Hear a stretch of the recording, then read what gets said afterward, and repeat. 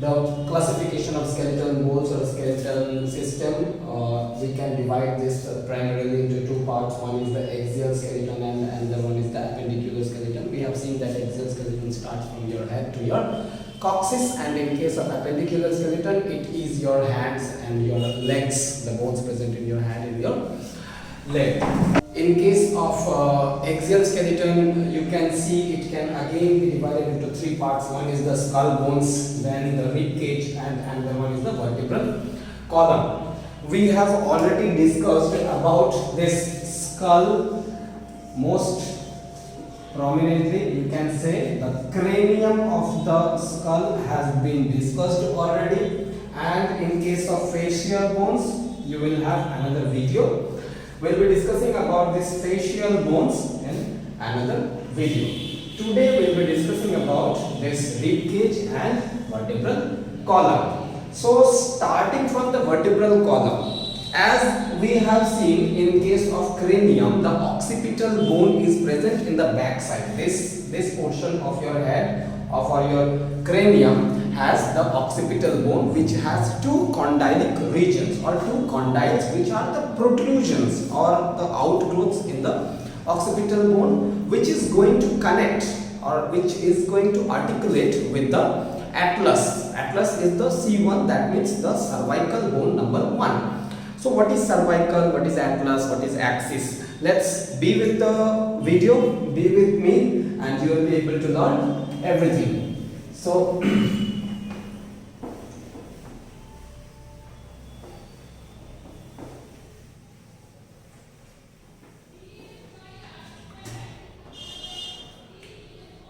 when we talk about the occipital bone, it looks like this. Here you can see two condyles.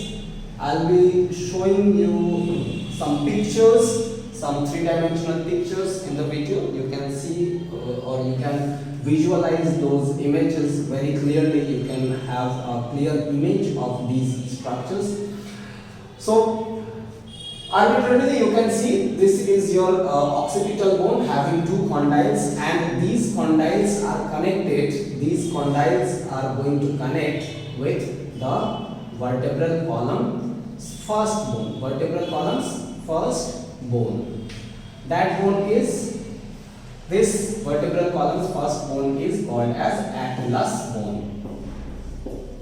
The name Atlas comes from a Greek god probably, which holds the sphere, that is earth, on his shoulder, and hence you can call the whole skull as earth or as your earth, and your atlas bone, which is the first cervical bone, you can call it as C1, and this bone is holding your skull on its above part.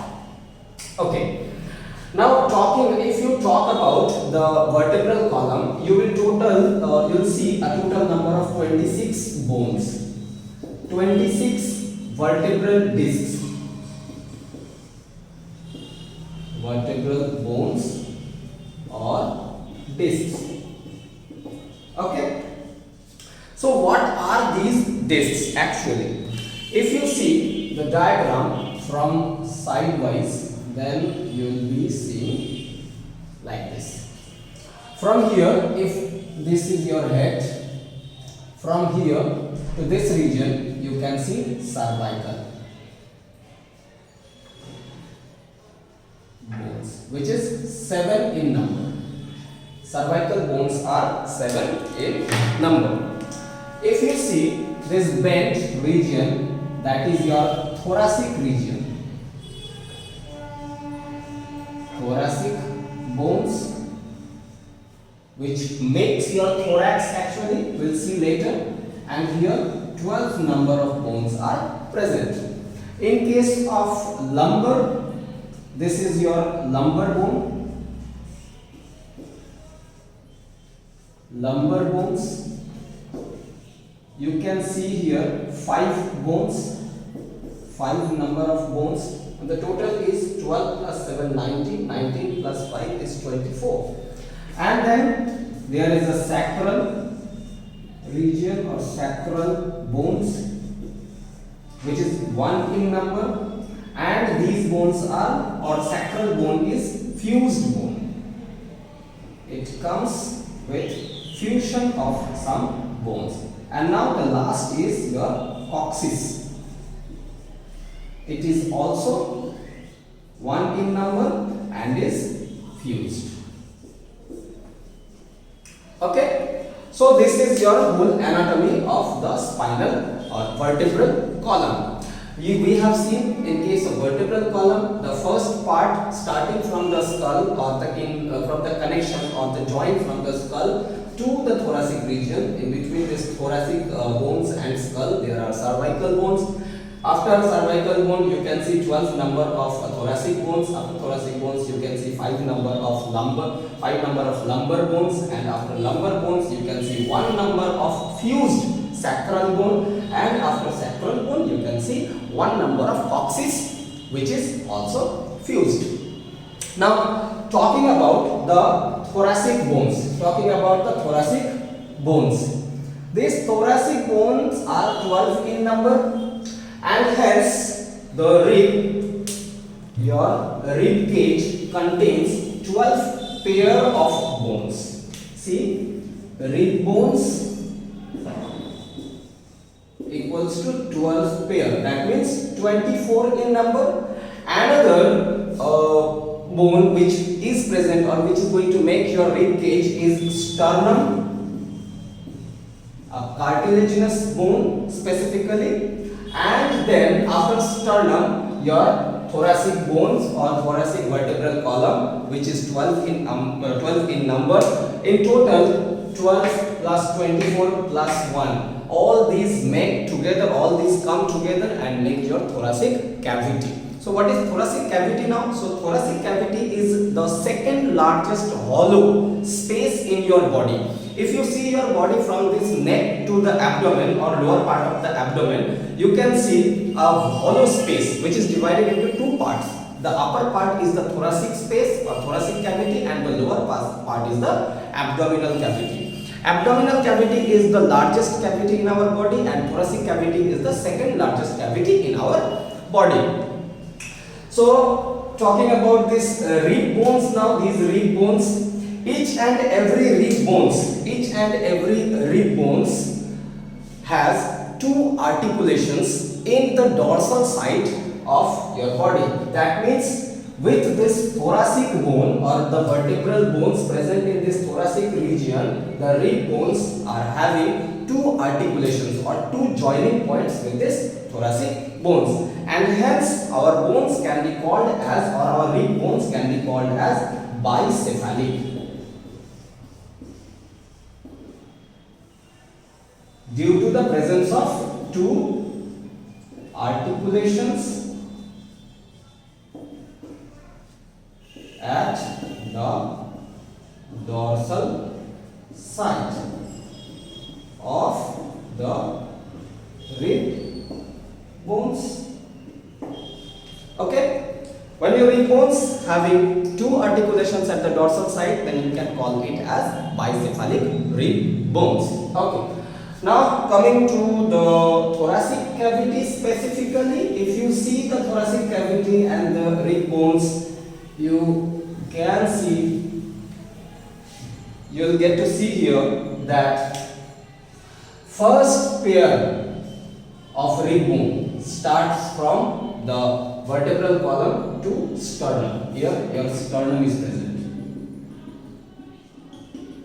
This is your sternum. Not only first pair, if you see your thoracic cavity, then you can differentiate or you can classify the rib bones, your rib bones, into 3 different parts. One is true ribs, second is false ribs, third one is floating ribs. In general, the rib bones starts from your dorsal side, that is the vertebral column, and ends at your sternum. From the rib number 1 to 7, all the rib bones associated with T1, T2, T3 like this, T7. T1 to T7. The bones articulating with T1 to T7 are going to end. Articulations of T1 to T7, that means the rib bones starting from T1 to T7 will end with the sternum, will connect with the sternum, and hence these kind of rib bones are called as true ribs. In case of false ribs, the rib bones starting from T8 to T10. The rib bones starting from T8 to T10 are not going to directly connect with your sternum. In that case, they are going to connect with the 7th rib bone. That means T8 to T10 are not true ribs. They are the false ribs. So it is okay that why the T8 to T10 rib bones are false ribs. Okay. Now coming to the floating rib, that means the rib bones starting from T11 and T12. They are not going to end anywhere. That means they are starting from your dorsal side or starting from your vertebral column and never ends. It just floats like this. It just floats. If this is your backbone, rib starts and does not end anywhere. This one is the T11, this is T11 or rib bone, 11th number rib bone, 11th pair of rib bone, and this is your 12th pair of rib bone, which never ends actually. It floats in your floats and makes your thoracic cavity. So if you talk about the thoracic cavity is we have already talked that thoracic cavity is the second largest cavity in our body. It is made up of, in lateral side, the rib bones. In case of dorsal side, it is made up of your vertebral column, and in case of ventral, it is sternum, and in the lower side, your diaphragm is present. This diaphragm also divides your whole cavity. That means it is the segment between the thoracic cavity and the abdominal cavity.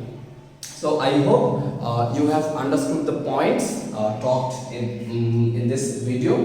We'll see you in the next video. Thank you for being with me till